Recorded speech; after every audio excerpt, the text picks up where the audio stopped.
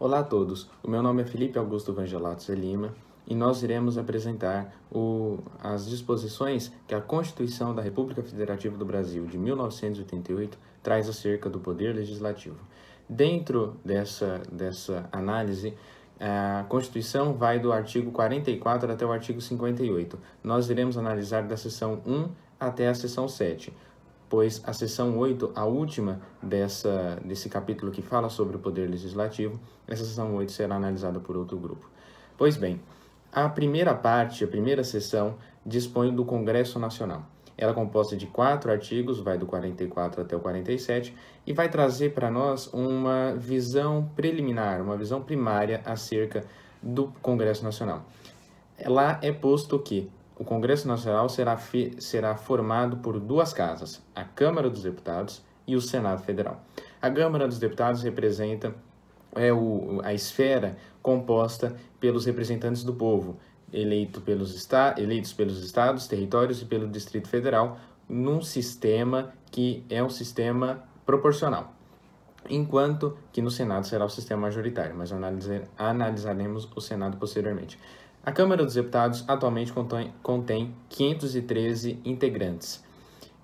O número de deputados por cada estado será definido de acordo com a população, será proporcional à sua população, sendo o mínimo 8 deputados e o máximo 70. Por exemplo, atualmente, Tocantins tem 8 deputados e São Paulo tem 70. Nessa análise também vale destacar o tempo de mandato de cada deputado, que é de 4 anos, ou seja, por exemplo, em 2014, 513 lugares dentro da Câmara estavam na eleição, assim como em 2018. Esse processo vai ser diferente no Senado. O Senado é composto pelos representantes dos estados e do Distrito Federal. Cada estado e o Distrito Federal tem direito a 3 senadores com mandato de 8 anos eleitos de forma majoritária. Proporcional é na Câmara dos Deputados. E dentro do Senado Federal, vai ter uma forma diferente da eleição, semelhante até o que ocorre nos Estados Unidos.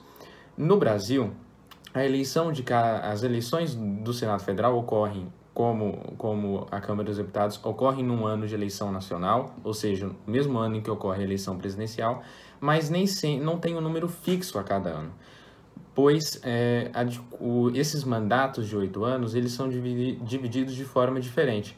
Por exemplo, em 2014, nós não tínhamos todos os 81 senadores concorrendo à eleição. Apenas 1/3 desses senadores estavam na eleição, apenas 27 senadores estavam concorrendo. Já em 2018, já era 54, ou seja, 2/3. A eleição do Senado é feita desta forma, ou seja, a eleição do Senado, um ano tem 1/3, no próximo ciclo eleitoral, na próxima eleição nacional, nós teremos 2/3, depois 1/3, depois 2/3. Por fim, no artigo 47, é abordado que as deliberações das casas serão aprovadas com a maioria de votos, tendo o quórum da maioria absoluta dos membros daquela casa. Meu nome é Ana Luísa e eu vou falar das atribuições do Congresso Nacional. As atribuições do Congresso Nacional estão presentes na seção 2ª, que vai do artigo 48 ao artigo 50. Eu vou começar lendo e explicando o artigo 48. Artigo 48 da Constituição Federal. Cabe ao Congresso Nacional, com a sanção do Presidente da República, não é exigida esta para o especificado nos artigos 49, 51 e 52, dispor sobre todas as matérias de competência da União, especificamente sobre. Está muito explícito no artigo 48 a necessidade do chefe do Executivo.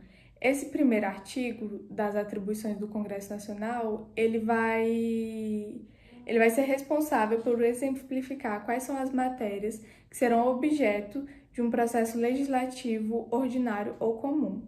Ou seja, trata-se das leis ou normas produzidas pelo Congresso Nacional e que durante seu processo legislativo necessitarão do Presidente da República. Eu vou ler os incisos mais importantes. Inciso 1º, Sistema Tributário, Arrecadação e Distribuição de Rendas. Inciso 2º, Plano Plurianual, Diretrizes Orçamentárias, Orçamento Anual, operações de crédito, dívida pública e emissões de curso forçado. Quinto, limites do território nacional, espaço aéreo e marítimo e bens do domínio da União. Inciso 6º, incorporação, subdivisão ou desmembramento de áreas de território ou Estado ouvidas as respectivas Assembleias Legislativas. Inciso 7º, transferência temporária da sede do Governo Federal. Inciso 9º, organização administrativa e judiciária do Ministério Público e da Defensoria Pública da União e dos Territórios e organização judiciária e do Ministério Público do Distrito Federal. Inciso 10º, criação, transformação e extinção de cargos, empregos e funções públicas. Já o artigo 49 vai falar das competências exclusivas do Congresso Nacional. Competências essas que são transmitidas através de decretos ou resoluções legislativas. Essas normas não precisam da participação do chefe do Executivo para se concretizarem.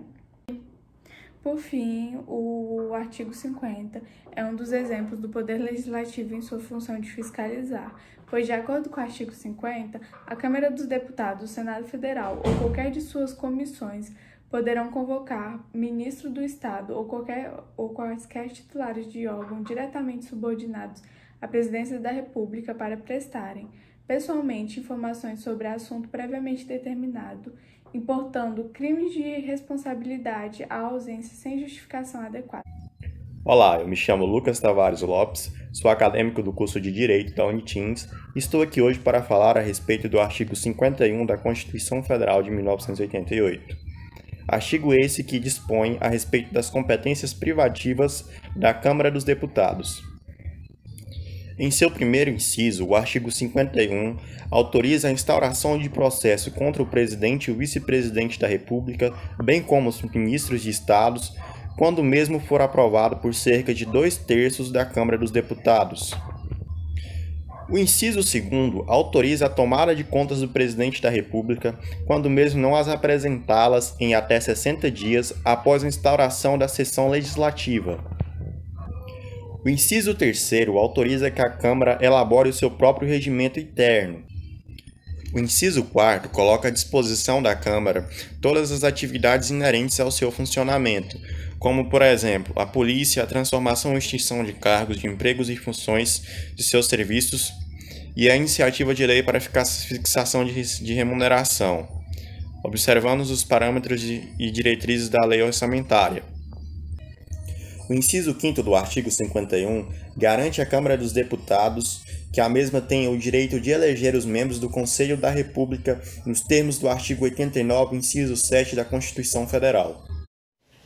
Olá pessoal, sou João Antônio e falarei sobre a seção 4, a qual abrange o artigo 52 da Constituição Federal e retrata as competências privativas do Senado.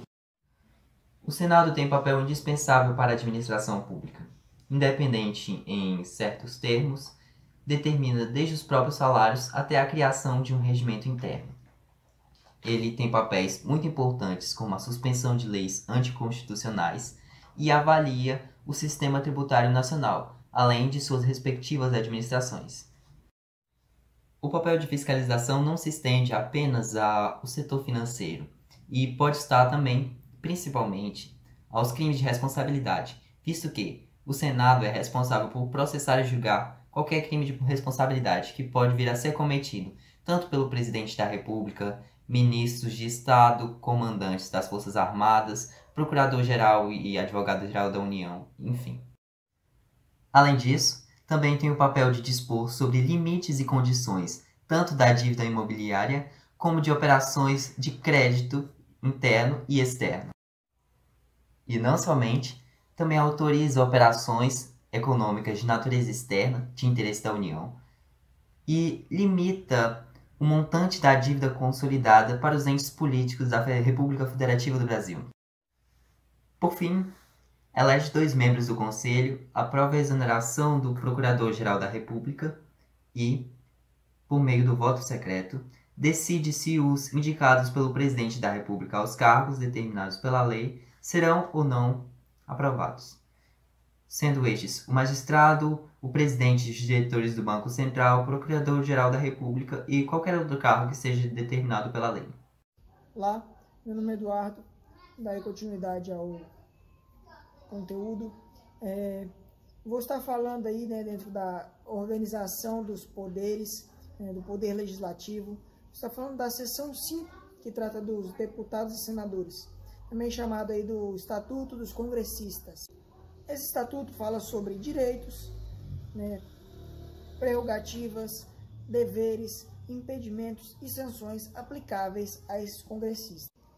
O estatuto ele é direcionado para o cargo, não para a pessoa do parlamentar. Ele visa o livre exercício da função, não para benefício próprio do mesmo, que curiosamente está no nosso ordenamento jurídico desde 1824. Indo ali no artigo 54, fala sobre vínculos, de pessoa jurídica, do parlamentar. O parlamentar ele não pode ter praticamente nenhum tipo de vínculo com pessoa jurídica de direito público, pessoa jurídica que ele tenha um vínculo, com o serviço público. E partindo ali para o artigo 55, nós temos as exonerações. Ele será exonerado do cargo quando descumprir o artigo 54. Mas indo aqui rapidamente, para as questões do dia a dia, para a nossa realidade, acaba que utilizam dessa imunidade para benefício próprio, para uso de autoridade, fora mesmo do parlamento. A imunidade parlamentar ela deve ser utilizada dentro e exclusivamente para o cargo, em exercício da função. E visa aí daí a imunidade na palavra e opinião e voto do parlamentar, para que ele possa falar aquilo que ele bem entende, da forma que ele bem entende, para que consiga aí exercer sua função, sem impedimentos. Tornando a falar aí das exonerações, nós temos aí também que será exonerado o parlamentar que deixar de comparecer a 1/3 das sessões ordinárias, e deixar de comparecer às sessões legislativas. Também será exonerado aquele que for condenado criminalmente e, como dito anteriormente, o que infringiu o que foi exposto no artigo 54. Oi, meu nome é Guilherme Steca, eu vou falar sobre a seção 6, que fala sobre as reuniões do Congresso Nacional.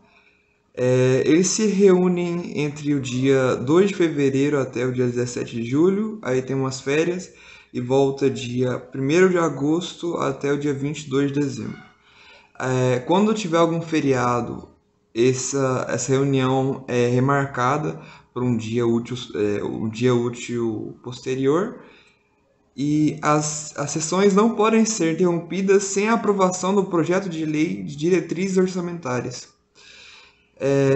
Além disso, alguns casos excepcionais são o Congresso Nacional vai se reunir quando precisar de inaugurar a sessão legislativa, elaborar o regimento comum e regular a criação de serviços comuns das duas casas, e receber o compromisso do presidente e do vice-presidente da República, além de conhecer o veto e sobre ele deliberar. Além disso, no dia 1º de fevereiro, eles se reúnem para fazer as eleições do presidente e os demais cargos exercidos. Além disso, algumas reuniões excepcionais podem ser convocadas. Uma delas pode ser convocada pelo presidente do Senado Federal em caso de decretação de estado de defesa ou de intervenção federal de pedido de autorização para a decretação de estado de sítio e para o compromisso e posse do presidente e do vice-presidente da República. Outro possível pode ser convocado pelo presidente da República em si e pelos presidentes da Câmara dos Deputados e do Senado Federal, ou a requerimento da maioria dos membros de ambas as casas em caso de urgência ou interesse público relevante. Caso algum tópico seja muito demandado pela população, algo muito urgente seja colocado em pauta, e aí eles podem evocar essa reunião. Regras para essas reuniões excepcionais são que o Congresso Nacional somente deliberará sobre a matéria para a qual foi convocado. E caso isso não aconteça, ele pode pagar uma parcela indenizatória. Além disso, havendo medidas provisórias em vigor da data de convocação extraordinária do Congresso Nacional, serão elas automaticamente incluídas na pauta da convocação, ou seja, tem uma exceção na regra. E sobre a sessão 7, a última sessão que será abordada no nosso grupo, ela vai falar das comissões que existem em ambas as casas. Bom, as comissões elas podem ser temporárias ou permanentes, vai de acordo com o regulamento da mesma. Essas comissões vão respeitar ao máximo a proporcionalidade de representação dos partidos e dos blocos parlamentares dentro da casa, seja a Câmara, seja o Senado. Bom, e nesse contexto também vale lembrar, essa proporcionalidade não são apenas para os membros no total, mas também na formação da mesa diretora daquela comissão. Nessa análise das comissões, elas terão várias competências. Por exemplo, discutir projetos de leis relacionados à matéria para a qual elas são destinadas, convocar audiências públicas relacionadas ao tema, convocar ministros de Estado para prestar esclarecimentos. Claro, esses ministros têm que ter uma relação de assunto com a comissão. Por exemplo, a Comissão de Relações Exteriores da Câmara dos Deputados. Ela não vai, por exemplo, chamar o ministro do Turismo, mas ela vai chamar, claro, o ministro das Relações Exteriores, o embaixador, o chanceler do Brasil. E, nesse caso, é a mesma coisa, por exemplo, uma CCJ, a Comissão de Constituição e Justiça, vai chamar, muito provavelmente, o ministro da Justiça para prestar esclarecimentos.